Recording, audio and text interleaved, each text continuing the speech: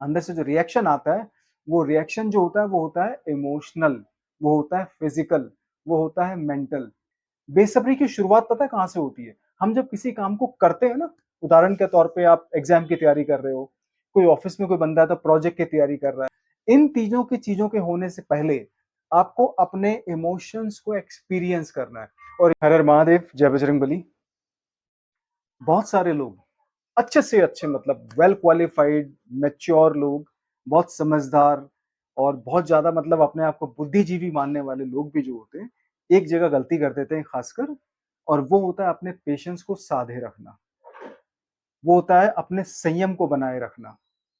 मैंने देखा बहुत बड़े बड़े लोग होते हैं, और पेशेंस खो देना कोई गलत बात नहीं है, लेकिन गलत समय पे जहां पे आपको अपने पेशेंस को साधे रखने की, जहां पे आपको अपने संयम को साधे रखने की जरूरत थी, ठीक उसी जगह आपने अपना संयम खो दिया।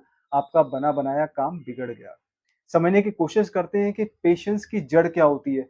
पेशेंस का वैसे उल्टा जो शब्द होता है उसको कहते हैं अपना संयम खो देना, या इम्पेशेंट होना, या बेसब्री भी हम उसको कह सकते हैं। ठीक है, सब्र रखना और बेसब्र होना। बेसब्री की शुरुआत पता है कहाँ से होती है? हम जब किसी काम को करते हैं ना, उदाहरण के तौर पे आप एग्जाम की तैयारी कर रहे हो, कोई ऑफिस में कोई बंदा है तो प्रोजेक्ट की तैयारी कर रहा है, कोई लड़का किसी लड़की से मतलब मिलने के लिए जा रहा है, डेट की तैयारी कर रहा है। तो इन सारी चीजों को करते वक्त, इनके अलावा और भी बहुत सारी चीजें होती हैं लाइफ में जिनको करते वक्त हमें अपनी हर एक कर्म से, अपनी हर एक एक्शन से कुछ ना कुछ रिजल्ट चाहिए होता है। ठीक है, हमने अगर कोई काम किया है तो हमें उसका रिजल्ट चाहिए, अगर हमने एग्जाम दिया है तो हमें उसका रिजल्ट चाहिए, अगर हम किसी से मिलने जा रहे हैं तो उस मिलने का जो मकसद है वो मकसद पूरा होना चाहिए, और ठीक उसी तरीके से पूरा होना चाहिए जैसी हमने उस एक्शन से उम्मीद बांधी है, जैसी हमने अपनी उम्मीद बांधी है। हम दूसरों को भूल जाते हैं कि भैया कोई अगला भी हमसे मिलने आ रहा है तो उसकी भी हमसे कुछ एक्सपेक्टेशन हो सकती है। हम अगर किसी प्रोजेक्ट पे काम कर रहे हैं तो उसके अंदर नेगेटिव पॉजिटिव दोनों रिजल्ट्स हो सकते हैं।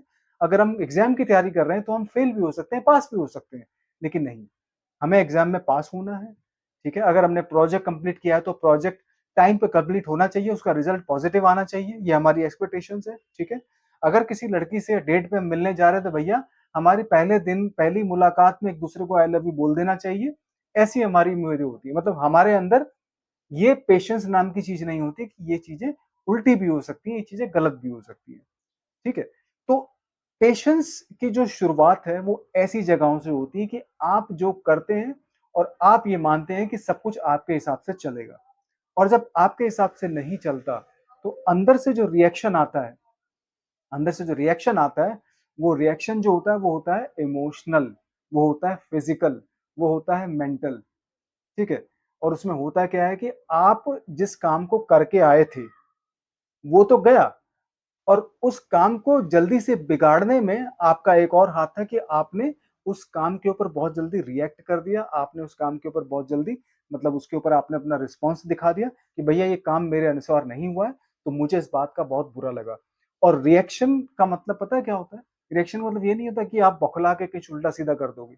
रिएक्शन की शुरुआत होती है पहले इमोशनल लेवल पे। ठीक है, इमोशनल लेवल पे पहले उसकी शुरुआत होती है। पेशेंस आपका खोने की जो शुरुआत होती है ना, वो इमोशनल लेवल पे होती है। ठीक है, कुछ लोग बहुत ज्यादा इंपल्सिव होते हैं, मतलब आओ देखा ना ताव देखा, और उन्होंने अपनी हरकत कर डाली। ठीक है, कुछ भी कर दिया, अपने मुंह से अपशब्द बोल दिए, किसी को कुछ बोल दिया, या कुछ और गलत काम कर दिया। क्योंकि जो पेशेंस खोने का जो कारण क्या होता है, पेशेंस खोने का जो रिजल्ट होता है वो होता है कुछ गड़बड़ी कर देना। आपने पेशेंस खोया, इसका मतलब आपने कुछ ना कुछ उल्टा सीधा कर दिया जो आपको नहीं करना चाहिए था। ठीक है, बहुत सारे लोग मतलब ऐसा काम कर देते कि मतलब किसी पे हाथ उठा दिया, जुबान पे कंट्रोल नहीं रहा, किसी को उल्टा सीधा बोल दिया। तो ये सारे की सारी जिस वक्त आपको अपनी भावनाओं पे, जिस वक्त आपको अपनी बॉडी लैंग्वेज पे, ठीक है, अपने फिजिकल एक्शंस पे, जिस वक्त आपको अपनी मेंटल जो फंक्शंस है आपके, चाहे थॉट हो चाहे इमेजिनेशन हो, ठीक है, चाहे वो आपकी जुबान खुलनी हो अचानक, जिन चीजों पे आपको कंट्रोल करना चाहिए था जिस क्षण जिस वक्त, उसी वक्त आपने वो पेशेंस खो दिया, उसी वक्त आपने उस कंट्रोल को खो दिया। और वो नियंत्रण खोने के बाद जो आपके अंदर से चीजें निकलती हैं, उसी को कहते हैं इम्पल्सिव रिएक्शन, या उसी को कहते हैं पेशेंस खोना, और उसी को कहते हैं बेसब्री में कुछ उल्टी सीधी हरकतें कर देना। दो कारण होते हैं इसके बस। ठीक है, मैं आपको सॉल्यूशन बता रहा हूं इसका।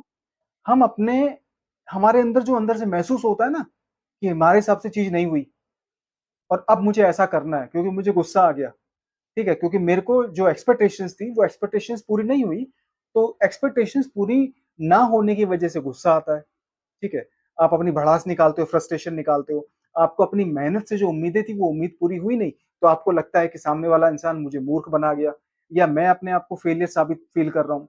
तो इसका कारण पता है क्या होता है? हम अपने इमोशंस को एक्सपीरियंस और एनालाइज़ नहीं करते, हम अपने इमोशंस पे सीधा रिएक्ट करते हैं।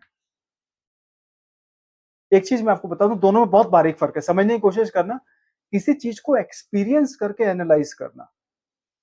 आपको मैं नहीं कह रहा हूँ कि आपका कोई काम गलत होगा तो आपके इमोशंस नहीं दौड़ेंगे, आपके इमोशंस दौड़ेंगे और बहुत स्पीड से दौड़ेंगे। आपका जो एड्रेनलिन है बॉडी के अंदर बहुत तेज़ी से रिलीज़ होगा, ठीक है? आपकी जो एक्साइटमेंट है बहुत तेज़ी से रिलीज़ होगी, लेकिन उस पे आपको वर्बल और फिजिकल रिएक्शन नहीं देना है, ना ही आपको इमोशनल एक्सप्रेशन देने हैं फेस के ऊपर। ये 3 चीज़ कंट्रोल करनी है। फेस पे आपके कोई इमोशनल एक्सप्रेशन नहीं आना चाहिए, वर्बली आपकी ज़ुबान से कुछ निकलना नहीं चाहिए आपकी मौखिक रूप से और फिजिकली आपकी तरफ से कोई एक्शन नहीं होना चाहिए।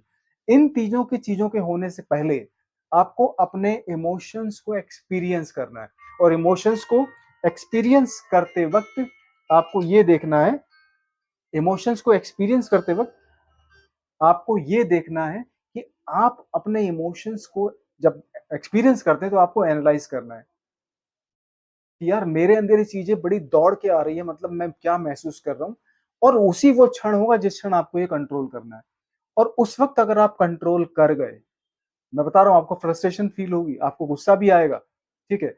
आपको अपना फेलियर भी महसूस होगा, लेकिन ये सारी चीज़ें आपको अपने मन के अंदर रखनी है। ठीक है? और सबसे अच्छी चीज़ बताऊँ, अगर आप इस चीज़ को थोड़ा-सा एक्सपेक्ट करके चलोगे कि भई ये जीत-हार तो चलता रहता है या फेलियर सक्सेस तो चलता रहता है, तो इतने ज़्यादा इमोशंस आपको तंग नहीं करेंगे। लेकिन फिर भी अच्छे-अच्छे अपना इमोशंस कंट्रोल नहीं कर पाते, अच्छे-अच्छे अपना संयम खो देते हैं, अच्छे-अच्छे व्यक्ति अपने मतलब सब्र को मतलब साध नहीं पाते हैं। तो जैसे ही आपको लगता है कि कुछ करना है, उसी वक़्त आपको अपने आप को शांत रखना है। ठीक है? अपने इमोशंस को एनालाइज़ कर एक्सपीरियंस सबसे पहले आपको इमोशंस एक्सपीरियंस होंगे, उनको एक्सपीरियंस करने के बाद उनको एनालाइज़ करो कि मैं क्या फ़ील कर रहा हूँ, क्या क्या फ़ील करने का मेरा दिल कर रहा है, क्या मेरा करने का दिल कर रहा है, क्या मैं रिएक्ट करूँ, क्या ना करूँ, उसी वक़्त आपको अपने आप को साध के रखना है। और कम से कम 10 या 12 सेकंड के बाद आपको फिर दोबारा उन चीज़ों को अब आपको सोचना है कि मैं क्या एक्सपीरियंस कर रहा था और इस इमोशनल फ्लो के द्वारा या इसके दौरान अगर मैं कुछ बोल देता तो मेरा नुकसान हो जाता। तो 10 या 15 सेकंड बाद चीज़ों को एक्सपीरियंस और एनालाइज़ करने के बाद आप सोचिए कि आपको उस सिचुएशन पे रिस्पॉन्ड करना है या आपको उस पे रिएक्ट करना है। अगर आप रिस्पॉन्ड करोगे तो बहुत शांत तरीके से करोगे और अगर रिएक्ट करोगे तो फिर वही बेसब्री में चाहे आप ज़ुबान खोलो, चाहे आप गुस्सा दिखाओ, एक्सप्रेशन दिखाओ, ठीक है? और चाहे आप फिज़िकली कोई हरकत कर दो, फिर समझ लो कि आप फेल्ड हो। आप अपने जीवन का जो संयम था, वो इस पहलू में खो चुके हैं और आप अगर संयम पे मतलब नहीं समझ पाते हो, तो समझ लो कि फिर जीवन में आपकी ज़्यादा बदलाव नहीं होने वाले। क्योंकि संयम साधे रखना बहुत मुश्किल काम है। कोई बिरला ही है जो अपने संयम को साधे रखता है, खासकर बुरे वक़्त में और नाकामयाबी के समय पे। तो जितना मैं डिसिप्लिन की बात करता हूँ, जितना मैं कंसिस्टेंसी, हार्ड वर्क की बात करता हूँ, इन तीनों के बराबर या इससे थोड़ा-सा इम्पोर्टेंट आप अपने पेशेंस, अपने संयम को मान सकते हो। तो संयम साधे रखो, आपको जीवन में बहुत तरक्की मिलेगी। हर हर महादेव, जय बजरंगबली।